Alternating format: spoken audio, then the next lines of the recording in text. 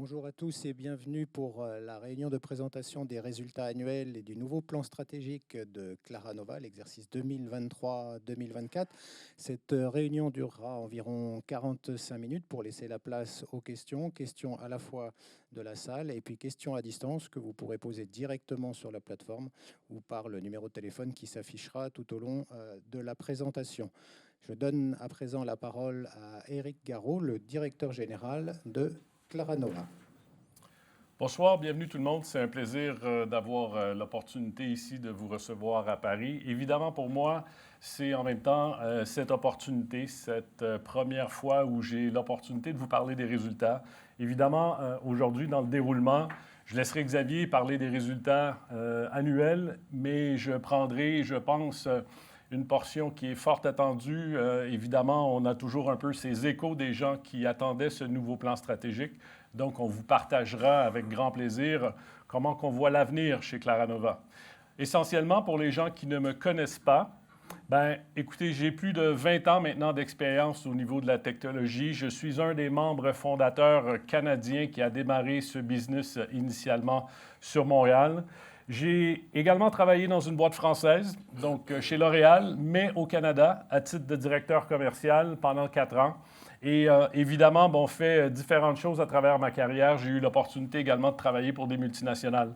Donc, récemment, depuis, vous le savez, maintenant, le 14 avril, je suis le DG de Claranova. Donc, c'est un honneur pour moi aujourd'hui de m'adresser à vous et d'échanger avec vous. Et on prendra avec grand plaisir vos questions, comme Didier l'a si bien mentionné, à la fin de nos présentations. Donc, sur ce, merci. Bienvenue à nouveau. Et Xavier, je te laisse la parole. Bien, bonsoir à tous. Merci Eric. Merci de nous avoir rejoints également pour cette communication dont je vais entamer sans attendre sur les résultats financiers de l'exercice. Donc l'exercice 2023-2024, clos le 30 juin 2024. Nous avions déjà communiqué notre chiffre d'affaires qui s'établissait à 496 millions d'euros. Donc stable, plus ou moins stable, mais en très légère baisse si on regarde après en taux constant, avec toujours des impacts forts en matière liés au change. Mais là, vous découvrez donc le niveau de ROC normalisé. Je vous rappelle qu'il s'agit d'un ROC normalisé. Donc vous avez connaissance d'ores et déjà, depuis longtemps, nous communiquons sur cet indicateur. Et donc il s'établit à 46 millions d'euros, 45,9 exactement. Donc en progression de 41% sur l'exercice. Donc une hausse très significative comparativement à l'année précédente. Ça se traduit, cette augmentation du ROC normalisé se traduit à la fois par une très forte progression d'AvanQuest, je vais y revenir, mais également, vous allez le voir, par une reprise de la rentabilité au niveau de Planet Art. Donc un peu plus en détail, sur la première ligne, les éléments liés au chiffre d'affaires. On a toujours une activité très fortement internationale. 96% de notre chiffre d'affaires se fait à l'international. Et vous avez donc détaillé les critères liés au ROC normalisé de 46 millions d'euros. Et donc une marge opérationnelle qui s'établit à 9,3. Donc nette progression de cette marge opérationnelle, elle reste en deçà de nos attentes et de nos objectifs. Nous y reviendrons, mais en progression sur l'exercice. On déplorera à nouveau un résultat net négatif de 12 millions d'euros sur l'exercice. On y reviendra, je vous expliquerai la composante de cette évolution, à laquelle malheureusement nous sommes habitués depuis quelques années.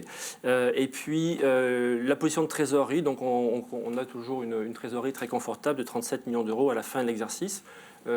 J'y reviendrai, elle est en baisse, mais vous le savez, ça a été un engagement de rembourser une grande partie de notre dette. Concernant la tendance plus longue, vous voyez ici les évolutions. Donc on a une très forte contribution, une très forte évolution d'AvanQuest, avec toute la transformation qui a été opérée depuis plusieurs années pour basculer sur un modèle pur SaaS. Au niveau de Planet Art, on retrouve un niveau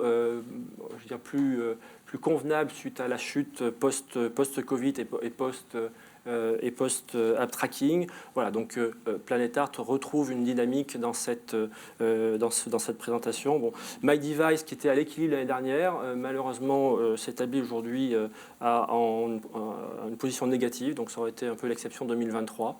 Nous y reviendrons. Sur la décomposition donc, du ROC normalisé, hein, les contributions, vous les avez ici, c'est 2 tiers, 1 tiers à peu près par la contribution d'AvantQuest. Hein, si on se positionne il y a quelques années, c'était complètement à l'opposé. On voit bien la transformation qui a été menée par AvantQuest. Voilà, donc Planet Art aujourd'hui retrouve, si je peux dire, une dynamique de croissance sur cette rentabilité. Et donc c'est tout le challenge de poursuivre cette évolution. Donc le zoom sur Planet Art, nous l'avons ici. Donc le chiffre d'affaires s'établit à 365 millions, hein, donc moins 4,7 à taux réel, moins 3 à périmètre constant. Donc ce que je vous ai évoqué tout à l'heure, on a un fort impact change toujours hein, sur Planet Art. C'est vrai que quand on regarde ce qu'on appelle les management reports, donc la vision business en local, en dollars et impacté d'aucun autre élément, bon, on est toujours à l'équilibre. Mais en consolidation, ce qui nous intéresse, c'est un peu plus bas et principalement les impacts de change sont très forts. On a ce résultat est clairement issu d'efforts importants qui ont été menés au niveau de Planet Art, hein, de façon à reconquérir une capacité d'acquisition clientèle, de façon à améliorer l'efficacité opérationnelle, à améliorer également les coûts de façon plus générique, plus générale, voilà, et y compris, quand je parle de coûts, c'est des coûts opérationnels, y compris sur les relations avec nos partenaires logistiques et autres. Sur Planet Art, cette fois-ci, en matière de ROC normalisé sur l'exercice, hein, qui est en très forte hausse, je vous le disais, c'est le retour à une meilleure rentabilité de Planet Art. C'est principalement lié à la reconstitution des canaux d'acquisition clients. Hein. Vous le savez, Planet Art avait été fortement impacté par l'app tracking d'Apple qui avait été mis en place. Et donc, on était un petit peu aveugle dans notre stratégie politique marketing. Et là, aujourd'hui, on a retrouvé les niveaux, je peux dire, d'avant-crise. Et c'est des éléments qui contribuent fortement à cette évolution. Concernant AvantQuest cette fois-ci, donc on a, vous vous en souvenez, on a procédé au cours de l'exercice, donc ça s'est matérialisé en octobre 2023 à une cession des activités non-core, et donc on a distingué les activités core et activités non-core. Donc vous avez la ventilation ici. Vous le voyez donc en tendance, enfin globalement, si je peux dire, toute activité confondue, la croissance est de 5%, mais si on regarde exclusivement sur la partie core, hein, qui est le fer de lance d'AvantQuest aujourd'hui, qui représente 91%, donc petit à petit la part du non-core diminue. Là, la croissance est de 3%. D'accord. Vous avez un split, alors sur la partie basse, ce sont des données business, hein, ce n'est pas des données auditées, mais on tenait à vous présenter la ventilation des différentes lignes métiers, hein, la partie PDF, la partie Adaware et la partie InPixio. Donc le gros contributeur, c'est la partie Adaware, suivi de PDF et ensuite par InPixio. Avec sur InPixio un vrai challenge, hein, alors, Eric en parlerait mieux que moi, mais qui est de mener une transformation pour tendre vers une clientèle, ciblage de clientèle plus B2B. Voilà, donc c'est cette phase de transition, on en reparlera. Donc là, c'est le ROC, dont je vous parlais déjà du ROC, et donc vous l'avez ici, excusez-moi. Donc sur le ROC, la contribution du ROC est en croissance de 60%, principalement sur le volet Adaware, hein, donc j'avais un petit peu anticipé, qui est en croissance lui de 65%. La partie PDF en deuxième position, avec une forte capacité à avoir augmenté le taux de renouvellement de la part de nos clients et le développement sur de nouveaux marchés. Voilà. Et puis la partie photo qui est quasiment à l'équilibre cette année et de gros projets sur cette division. Concernant MyDevice, donc je le disais, là vous avez une slide groupée, hein, à la fois volume d'activité et ROC normalisé. Donc le volume d'activité, c'est une faible croissance, hein, de 8%. On avait des dynamiques plus importantes. Par contre, on a un ARR qui reste important et qui est en constante croissance. Donc c'est positif dans les évolutions. Au niveau du ROC normalisé, donc il est négatif de moins 1,2 million d'euros, donc en baisse, principalement en raison de l'absence de captation de R&D cette année et également sur le fait que des opérations étaient un petit peu décalées dans le temps. Voilà. Mais la plateforme reste opérationnelle, reste performante et donc on a continué à investir sur les développements et vous avez les résultats, ce qui a été fait sur l'exercice pour l'avenir. Maintenant, les résultats financiers, on va dire de façon plus formelle, presque comptable, si je peux dire. Donc, vous avez dans les éléments donc le chiffre d'affaires que vous retrouvez ici. Je vais zoomer simplement sur quelques éléments un peu stratégiques, pas vous décomposer le compte de résultat qui s'affiche.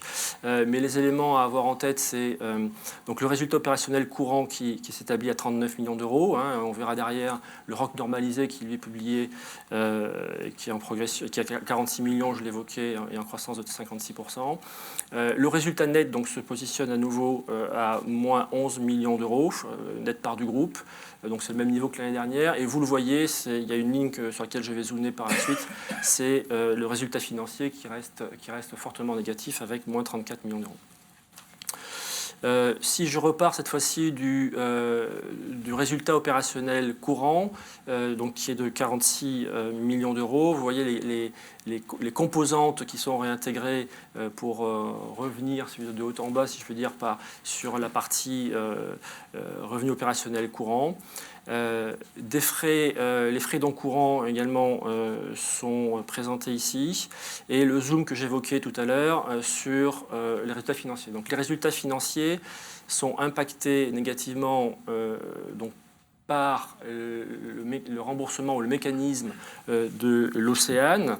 Alors bien que nous ayons réussi l'opération de restructuration et de refinancement de cet Océan au mois d'avril, elle a quand même pesé sur l'exercice et le dispositif que vous connaissiez de suramortissement ou d'amortissement négatif, puisque la dette était amortie à son nominal et donc elle a cru dans le temps, a dû être impacté ici. Et donc cet impact-là s'élève à 23 millions d'euros, donc également auxquels s'ajoutent c'est détaillé plus tard, mais s'ajoutent également les intérêts logiquement liés à l'opération, à la dette, le taux d'intérêt.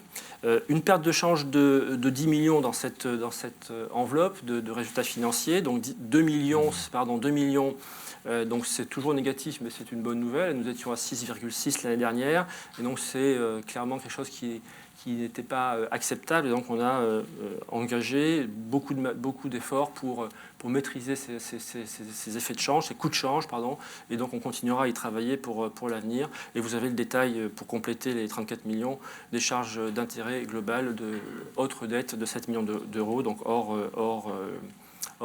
dette Océan. Et donc le résultat financier que j'ai déjà évoqué.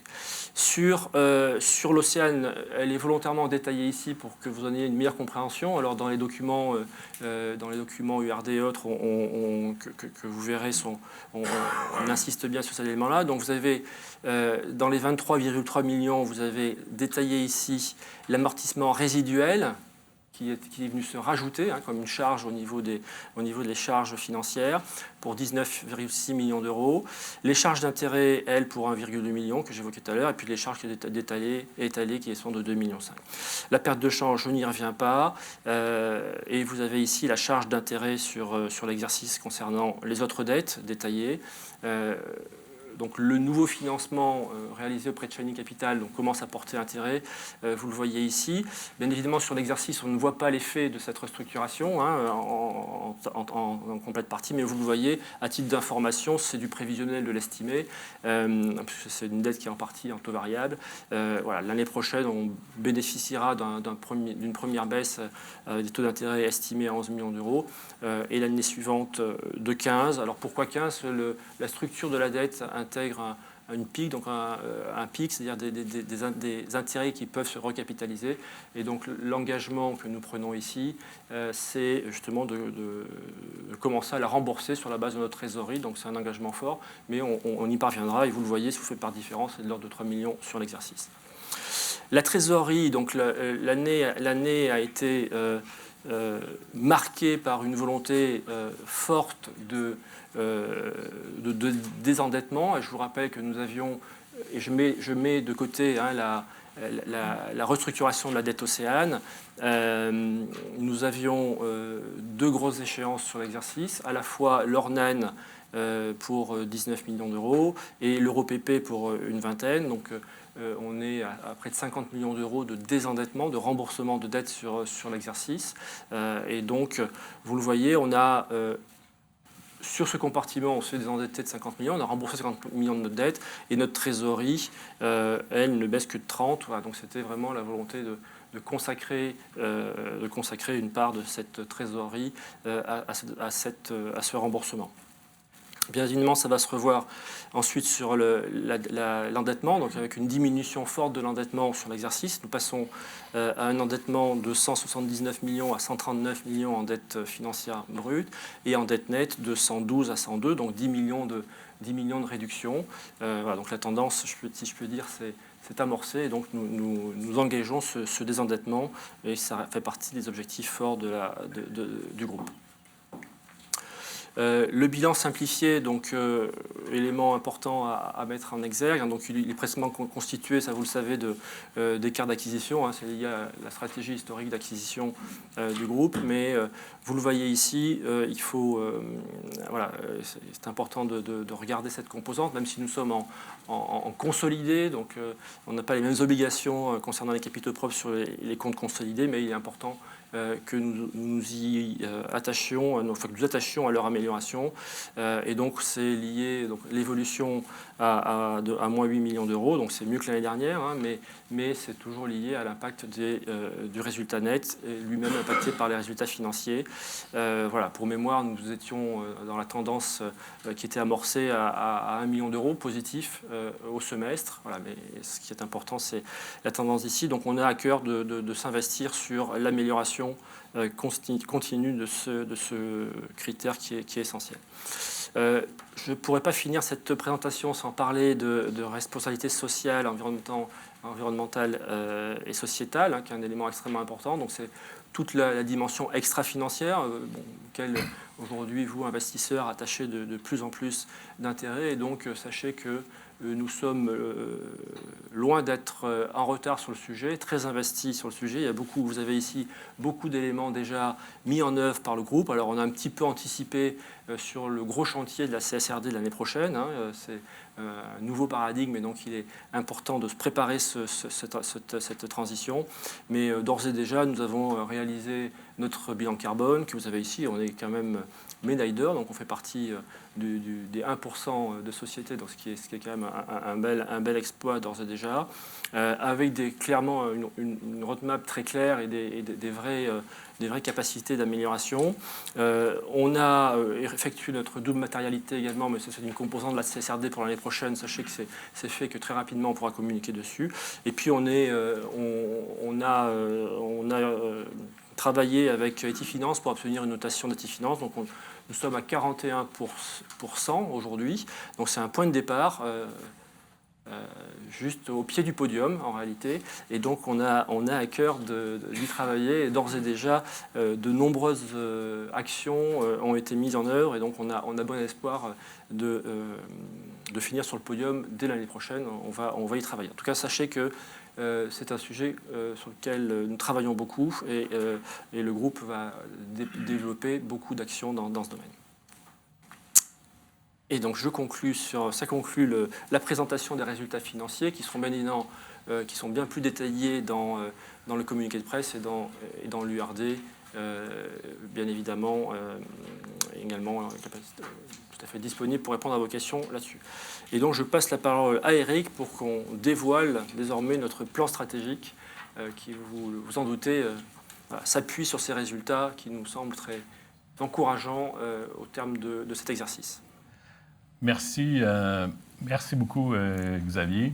Bien, écoutez, on m'a demandé, là, évidemment, lorsque on fait ce changement entre les deux présentations, peut-être de parler un peu de cette transition. Hein.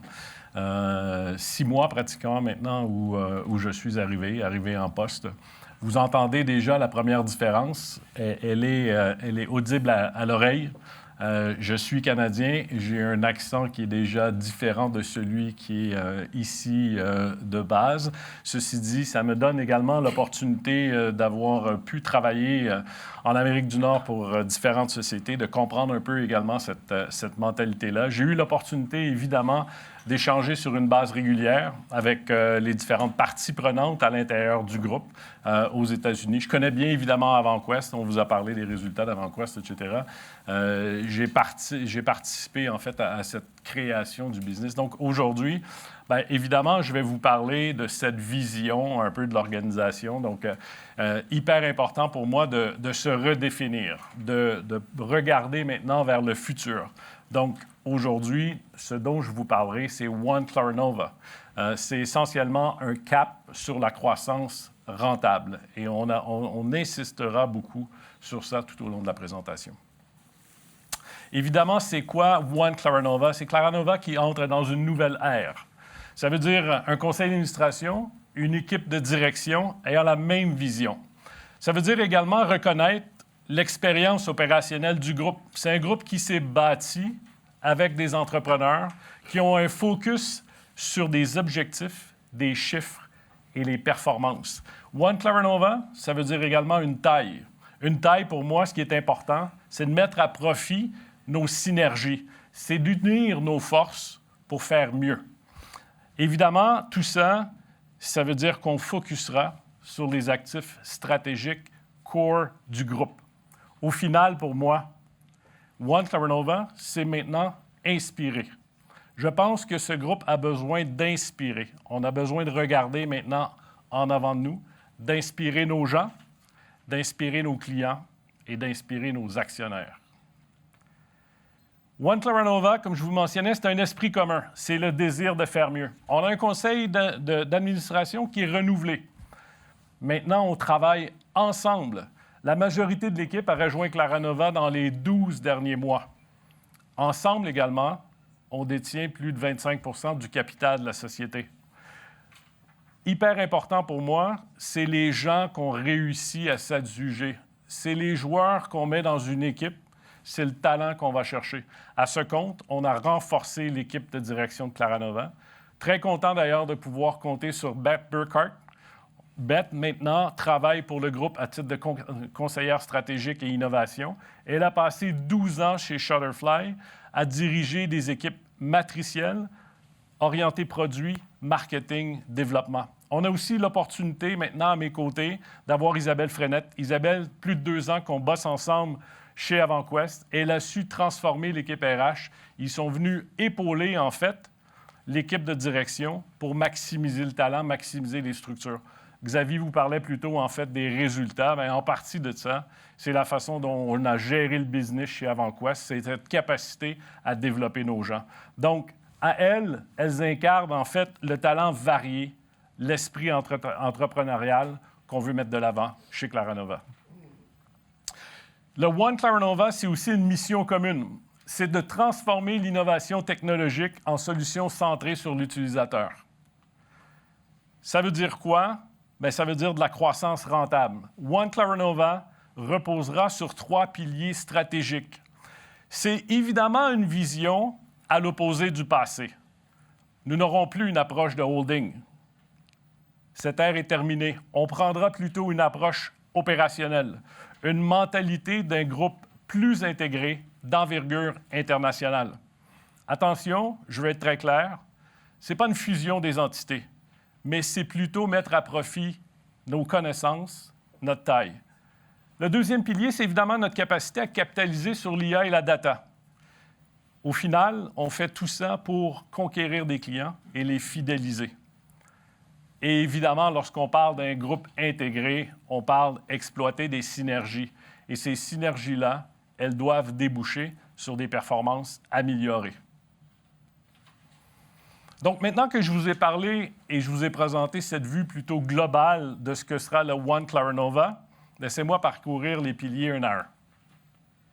Donc, devenir un groupe mieux intégré à dimension internationale, bien, c'est évidemment cette cassure avec ce qu'on est habitué aujourd'hui ou ce qu'on comprend ou ce qu'on voit de Claranova. Claranova, aujourd'hui, c'est 3 business séparés qui opèrent dans de très grands marchés. C'est des business, certes, qui peuvent être enviés. Ils sont très compétitifs dans leurs marchés respectifs et ils ont de très fortes barrières à l'entrée. Cependant, évidemment, ils travaillent en silo. Donc, on a une fondation solide, mais on n'en tire pas pleinement parti aujourd'hui. Demain, la voie est tracée pour l'avenir. L'avenir est clair pour Claranova. L'ADN de One Claranova, elle se développera sur nos activités stratégiques core. Et ces activités stratégiques sont AvantQuest et Planet Art. Ensemble, ce sont des premiers de classe. Ce sont des leaders dominants et qui créeront cette plateforme logicielle d'envergure internationale. Nous voyons des synergies évidentes entre Planet Art et AvantQuest, et c'est une opportunité de rapprocher ces actifs. Ça veut également dire, au final, que la meilleure stratégie pour Claranova, c'est de se focusser sur ces actifs core-là, c'est d'aller exploiter les synergies, c'est de créer cette valeur. Par le fait même, nous croyons que MyDevices et son futur doit s'exprimer plutôt sous un autre portefeuille, soit avec un autre investisseur stratégique ou financier. Mais aujourd'hui, on annonce qu'on débutera la mise en vente de MyDevices. Pour ce faire, on retiendra les services d'un banquier d'affaires qui est Canaccord Genuity et ils vont nous aider, en fait, à vendre l'actif dans les prochains mois. One Claranova reposera sur cette excellence opérationnelle. C'est un esprit commun. C'est transformer nos business de bon à excellent. En anglais, souvent, on dit « from good to great ». C'est vraiment cette mentalité-là qu'on va insuffler dans le business. C'est aligner les meilleures parties, les meilleurs éléments de chaque business et de les faire travailler ensemble. Par exemple, vous peut-être naviguez à travers nos produits, vous utilisez certains de nos produits. On a intégré de l'IA dans plusieurs de nos produits, mais on le fait souvent de façon individuelle. Les équipes aujourd'hui ne se parlent pas. Donc, évidemment, partagez ces meilleures pratiques. Regardez les processus d'affaires. Par exemple, lorsqu'on réfléchit à l'IA, c'est une course où tous les joueurs y sont engagés. À partir du moment où on travaille ensemble pour mieux comprendre les bénéfices et d'accélérer ce développement-là, on aura un impact direct dans nos processus d'innovation. On a les briques technologiques aujourd'hui. C'est à nous d'en bénéficier et d'accélérer cette mise en marché à travers nos briques technologiques. Évidemment, je vais vous parler d'IA, je vais vous parler de data parce que ça fait partie de notre DNA. Donc, un des piliers clés de notre nouvelle stratégie, c'est de capitaliser sur l'intelligence artificielle et sur le data. Au final, tout ça nous permettra de conquérir plus de clients et de les fidéliser. Les briques techno dont je vous parlais, on peut continuer à les faire bouger, les bouger plus rapidement, déployer davantage d'initiatives IA gagnantes à l'intérieur de nos produits. On a la chance d'avoir énormément de data points sur nos clients. On a également d'excellents développeurs. On a une architecture IA flexible et plug and play qui nous permettent en fait de prendre de ces initiatives-là et de les réutiliser dans d'autres produits. Donc, les développements à l'IA aujourd'hui qu'on fait sont facilement réutilisables à travers le groupe. Donc, ce sont des leviers qui nous permettront d'accélérer l'intégration de l'IA et de l'innovation et l'exploitation de la data dans nos processus d'affaires. Le résultat final de tout ça, évidemment, ce sont de meilleures décisions. Des meilleures décisions qui vont nous permettre d'améliorer l'acquisition client, d'améliorer les taux de renouvellement qui ont un impact direct sur le lifetime value. Évidemment, le machine learning, c'est l'exploitation de cette data-là. C'est de mieux comprendre les besoins clients, d'être en mesure de faire des relations croisées de ce côté-là. C'est évidemment d'incorporer cette data de façon plus globale dans nos feuilles de route produits. Notre approche sur les modèles, entre autres, d'analyse prédictive, nous permettent mieux de modéliser les stratégies de prix. Donc, une stratégie de prix variable, adaptée aux cohortes clients, aura un impact, évidemment, sur notre capacité à mieux convertir, à mieux conquérir le client et à faire progresser le lifetime value.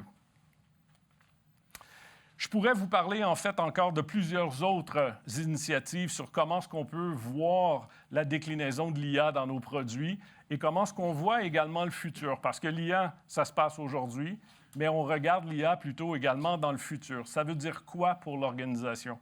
Donc, au lieu en fait de vous donner une liste de toutes sortes d'idées qu'on a, j'aimerais maintenant vous présenter en fait 2 vidéos. La première vidéo sera une petite démonstration sur ce qu'on fait déjà aujourd'hui dans l'intégration de nos produits PDF avec l'IA.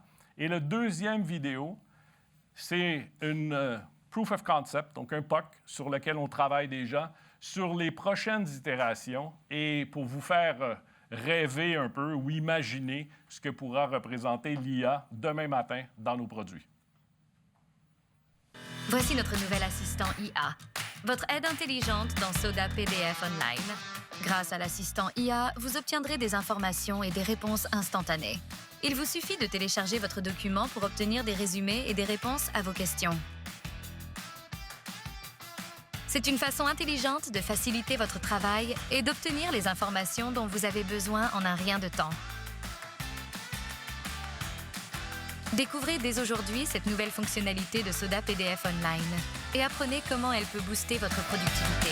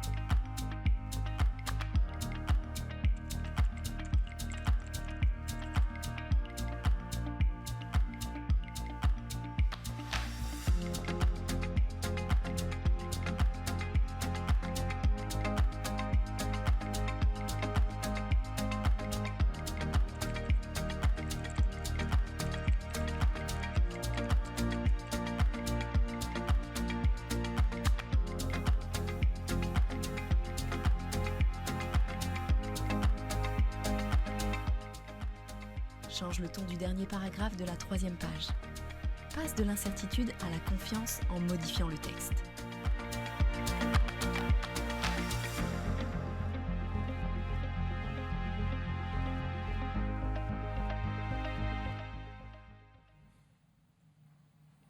Donc, le futur de l'IA chez One Claranova passe aussi maintenant par cette interaction entre la voix, l'humain et l'application.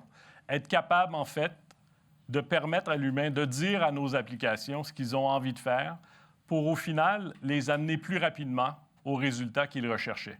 Et ça, nous sommes parmi les premiers dans la gestion documentaire à pousser ces innovations-là. Donc, générer de la valeur grâce à l'IA et à la data, bien évidemment, c'est l'exploitation de ces nouvelles technologies, c'est l'exploitation de la data. On est très chanceux, en fait, chez Claranova de façon globale. On a plus de 5 milliards de data points à travers tous nos clients. Donc, chaque visite de site web, d'applications mobiles, chaque page qui sont naviguées, chaque interaction avec les applications constitue de la data. Ça nous permet, au final, des leviers incroyables. Ça nous permet, évidemment, de pousser notre compréhension des parcours clients encore plus loin. Bien, l'exploitation de la data aussi, évidemment, ça va de soi en ce sens où on essaiera de façon assez simple, je vous dirais, de pousser des ventes croisées, par exemple. Un utilisateur d'Inpixio sera sûrement invité dans les prochains mois à commander, par exemple, ses photos sur Planet Art. Donc, de pousser ces ventes croisées-là qu'on a très peu exploitées dans le passé. Mais on veut aller beaucoup plus loin que ça. L'exploitation de la data, c'est aussi comprendre que monsieur et madame X, qui se sont récemment fiancés et qui ont pris des photos, sont probablement, en fait, très sensibles à des offres promotionnelles, soit pour commander un photobook ou commander des objets personnalisés pour, en fait, immortaliser ce souvenir. Donc, tous ces différents aspects de l'exploitation de la data sont là pour créer de la valeur pour Claranova. Évidemment, un groupe plus intégré qui focalise sur l'expérience opérationnelle doit savoir exploiter les synergies. Les synergies, pour moi, elles ont essentiellement deux angles différents.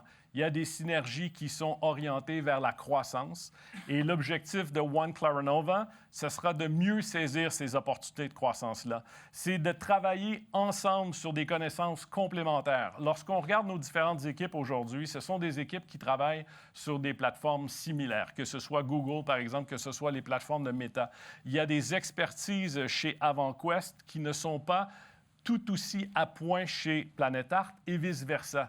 Donc, rapprocher ces équipes-là pour échanger les meilleures pratiques vont nous permettre effectivement d'améliorer nos retours sur les investissements. Évidemment, je vous ai parlé des briques technologiques, mais aujourd'hui, ces briques technologiques-là, on peut les amener ailleurs et on a déjà débuté à les offrir, par exemple, dans des marchés B2B. Mais on peut faire beaucoup mieux. Donc, vous verrez rapidement, dans les prochains mois, tout autant du côté d'AvanQuest que du côté de PlanetArt, beaucoup plus d'initiatives pour offrir nos briques technologiques, soit vers des entreprises, des intégrateurs ou des développeurs. C'est également améliorer de façon générale le revenu moyen par utilisateur. C'est, comme je vous parlais un peu plus tôt, cette capacité à faire des ventes croisées. C'est aussi cette capacité, par exemple, de mettre certains systèmes ensemble, des métiers très similaires, dont le CRM, pour maximiser la performance de tout ça. C'est aussi l'extension et l'expansion dans des zones géographiques. Chez AvanQuest, on vend dans plus de 160 pays dans le monde. Chez PlanetArt, aujourd'hui, on vend dans 15 pays dans le monde. Évidemment, on ne parle pas exactement de la même chose. Il y a des défis logistiques avec les produits qui viennent avec PlanetArt. Ceci dit, il y a des compétences dans lesquelles on tirera profit de mettre ensemble parce qu'on connaît évidemment comment les consommateurs réagissent dans différents marchés et ça sera mis à profit pour prendre de l'expansion dans d'autres marchés chez PlanetArt également. Lorsqu'on parle d'optimiser la performance, comme je vous ai dit, évidemment, il y a la croissance. C'est une façon d'améliorer le résultat au final. Et l'autre option, c'est également une focalisation et un contrôle des coûts. C'est de tirer avantage du développement et de la technologie en mettant des équipes technologiques ensemble qui travailleront sur des projets novateurs et qui amèneront l'organisation ailleurs, on sera plus efficace, on sera en mesure d'en faire plus et à de meilleurs coûts. C'est également tirer parti de nos capacités d'internalisation et de notre taille. Lorsqu'on pense à One Claranova, je vous ai mentionné la taille, on parle d'un business de 500 millions d'euros pratiquement. On parle d'un business souvent dans lequel AvanQuest ou PlanetArt traitent en fait avec les mêmes fournisseurs. Mais pour moi, il est évident que maintenant, on doit parler d'une voix unie à ces fournisseurs-là. Au final, ce sera une amélioration des coûts, ce sera sûrement de meilleurs services pour nous et c'est l'organisation qui en bénéficiera. Évidemment, c'est également une réflexion encore plus profonde vers une plus grande internalisation. Chez PlanetArt, cette année, on a internalisé encore plus certaines de nos productions. L'objectif du groupe sera de pousser plus loin cette internalisation-là, où ça fera sens. Bien, évidemment, lorsqu'on est focusé sur l'opération, c'est également l'efficience organisationnelle. C'est cette capacité, en fait, d'utiliser la techno aussi, donc l'IA, dans nos processus. De plus en plus, ce qu'on se rend compte, c'est que l'IA est également utilisée dans des équipes de développement pour accélérer le développement. Donc, il y a une partie de cette IA-là qui a un impact direct sur les coûts. On utilise déjà, tout autant chez AvanQuest que chez PlanetArt, l'IA, entre autres, dans le service client. Et ça nous permet, d'améliorer les taux de satisfaction de service client, et ça nous permet également de leur répondre plus rapidement, 24 heures sur 24, 7 jours par semaine, à de meilleurs coûts. Par exemple, et je fais rapidement ici, quand je vous parlais de grands projets communs, lorsqu'on parle de l'activité CRM, ce sont des métiers identiques. Lorsqu'on réfléchit CRM chez AvanQuest ou lorsqu'on réfléchit CRM chez PlanetArt, bien, on utilise souvent des outils qui sont similaires, mais on a des bases de données qui ne sont pas communes. On a même souvent à l'intérieur des organisations, parce qu'on a aussi grandi par acquisition, des bases de données qui ne se parlent pas toujours. On n'a pas toujours les meilleurs systèmes. Donc, l'objectif de tout ça évidemment, c'est cette donnée-là. C'est une donnée qui est plus propre, c'est une donnée qui est plus facilement exploitable. C'est de mieux comprendre le client, c'est de mieux le cibler.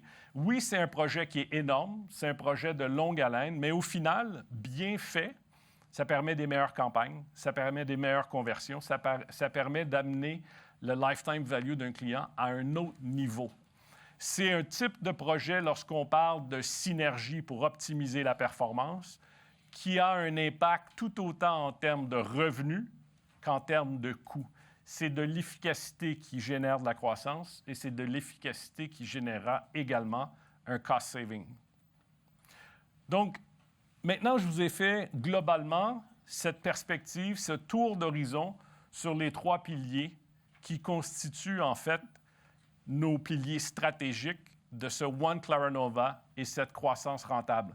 Tout ça, au final, pour une résultante, c'est d'améliorer nos performances financières. Donc, sur ce segment, je vais laisser Xavier nous parler des performances financières et comment on voit l'amélioration de ces dernières. Alors, donc on l'a indiqué, hein, ce plan One Claranova, c'est clairement de maximiser la valeur actionnariale à long terme. Et ces actions, enfin, cette mission, cet objectif passe par l'optimisation de différents canaux et on en cite 3 ici. Les principaux engagements, c'est de générer de la croissance rentable. Je vais y revenir sur les 3 individuellement, hein, mais générer la croissance rentable, augmenter la profitabilité et renforcer notre bilan. One Claranova implique de travailler également sur des KPI communs. On a trop souvent, on parlait tout à l'heure de CRM, mais c'est un peu la même chose en matière d'outils de pilotage. Donc la mise en place, et c'est un des objectifs forts, de mettre en place ces KPI communs, d'être en mesure de les optimiser, de les challenger et d'être pleinement alignés sur nos objectifs. Et surtout de pouvoir les partager et de pouvoir vous les partager. Si on zoome sur le premier pilier, un pilier de la croissance, générer de la croissance, qu'est-ce que cela comprend? Alors, le premier élément, c'est clairement de maximiser le rendement des investissements dans l'acquisition client. C'est le nerf de la guerre. Si nous avons des clients, si nous sommes capables d'acquérir de nouveaux clients, clairement, nous avons l'expertise, le savoir-faire, les briques technologiques pour proposer des produits et pour fidéliser ses clients. Les fidéliser, c'est bien évidemment d'améliorer ce fameux ARPU, la fidélisation et la répétition des acquisitions de ses clients. Nous avons également, dans cet objectif de croissance rentable, utilisé ces briques technologiques qu'a évoqué Eric tout à l'heure, de toute façon à les déployer, à les utiliser à destination d'autres partenaires et de développer les activités B2B. Alors on a mis le pied dans ce domaine avec le PDF, avec l'acquisition de PDF Forge. C'est un début, mais nous avons clairement la capacité de détourer ces technologies pour pouvoir les développer. C'est également de pénétrer de nouveaux marchés géographiques. On l'a évoqué de façon assez symbolique sur Planet Art, mais clairement, on a la capacité à se développer dans d'autres pays. On l'a fait progressivement, vous l'avez vu dans les évolutions historiques, mais clairement, on a encore de belles perspectives. Et aujourd'hui, les solutions technologiques, les solutions de délocalisation de production nous permettent de le faire. Bon, le modèle SaaS il est tout à fait adapté, donc c'est également un élément important. On parlait tout à l'heure du nerf de la guerre, hein, c'est notre capacité à avoir une forte croissance grâce à la capacité de conquérir de nouveaux clients et l'efficacité de nos investissements. Globalement, à chaque fois qu'on investit 1 euro, 1 dollar dans une plateforme, clairement, quelle est l'efficacité de cet investissement. Et c'est clairement une force du groupe. Hein. On le voit ici sur les capacités d'AvantQuest qui génèrent sur du long terme des croissances et des capacités d'acquisition extrêmement fortes. Planet Art, modulo l'impact que nous avons connu hein, post-Covid et impact app tracking, bien évidemment, est en train de retrouver ces canaux d'acquisition et ces canaux d'acquisition de façon performante et efficace à des bons niveaux de rentabilité. Donc l'enjeu, c'est le partage de la connaissance, le savoir-faire sur ce qu'on a comme efficacité, comme savoir-faire dans ce domaine-là, de façon à optimiser le retour sur nos investissements, marketing et l'acquisition clientèle, ainsi que de capitaliser sur la croissance de nos bases clients à long terme. Partagées, elles seront en plus mieux exploitées et généreront bien évidemment beaucoup plus de rentabilité. Autre pilier, donc augmenter la rentabilité, ça passe par plusieurs axes d'amélioration. Le premier, c'est améliorer la partie produit et obtenir une meilleure lifetime value, comme l'a évoqué Eric. Et ça, c'est bien évidemment cette capacité à partager en interne des produits performants et à capitaliser sur ce savoir-faire. On a également à investir dans les synergies de façon très forte, donc ça fait partie de ces logiques de rentabilité. On a la capacité à se focaliser sur nos savoir-faire et à améliorer notre marge contributive sur notre clientèle. On a également à capitaliser sur la taille, on l'a évoqué, la taille est une force, on a des bases clientèles extrêmement importantes et c'est un élément extrêmement important qu'il nous faut exploiter pour réduire les coûts d'acquisition. Clairement, dans les discussions qu'on peut avoir avec nos partenaires, la taille est un enjeu, c'est un élément d'augmenter la performance et on le disait tout à l'heure également, des indicateurs clés de performance, c'est un élément extrêmement important, un chantier technique, commercial, financier auquel il faut qu'on s'attache, sur lequel nous travaillons aujourd'hui.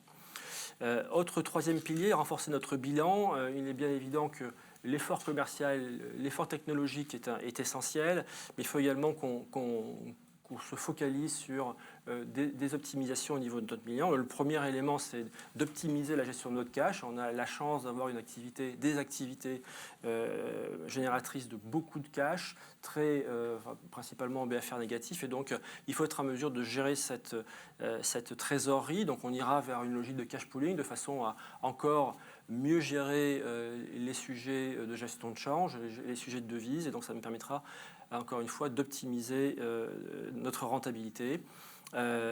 Également, dernier élément, continuer à travailler sur notre dette. On a passé des étapes, passé des caps importants. L'amélioration de notre bilan, l'amélioration de notre situation financière nous permettra de continuer à minimiser l'impact des taux d'intérêt et à réduire le coût de la dette. C'est un axe fort d'amélioration et de renforcement de notre bilan. Au niveau de l'évolution de la dette, vous le voyez, si on se projette donc en 2024-2027, donc on a une baisse tendancielle de notre désendettement naturel, sans aucune intervention. Et au terme de ce plan, en 2027, nous n'aurons plus de rembourser toutes nos dettes, à l'exception des récentes dettes, qui sont les dettes de Cheniere Capital et de la SRLB. Toutes les autres dettes auront été remboursées.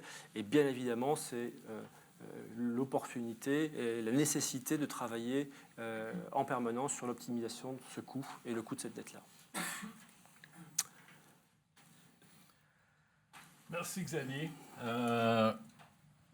Évidemment, je pense que lorsqu'on regarde à ce One Claranova, on regarde ces actions qu'on a déjà en fait commencé et entamé à mettre en place, mais comment est-ce qu'on voit le futur pour améliorer notre performance financière? Bien, il faut maintenant se projeter dans le temps.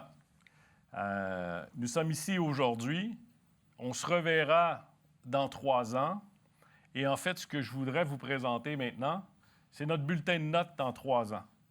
C'est là où on se voit avec ces initiatives, ce travail mis de l'avant sur ces piliers stratégiques et en fait, notre commitment. Donc, à la fin de l'année fiscale 2027, nous atteindrons des revenus se situant entre 575 et 625 millions d'euros, ce qui représentera une croissance de 5 à 8 % année sur année. Le résultat opérationnel courant normalisé se situera entre 13 et 15 %. Donc, c'est ce ROC, cette marge opérationnelle EBITDA. Évidemment, je ne peux pas vous présenter une feuille de route stratégique sans aborder notre performance bilancielle. Il est clair, on le voit, on l'entend, vous nous le dites, Xavier l'a mentionné, cette capacité à gérer la dette, elle est essentielle.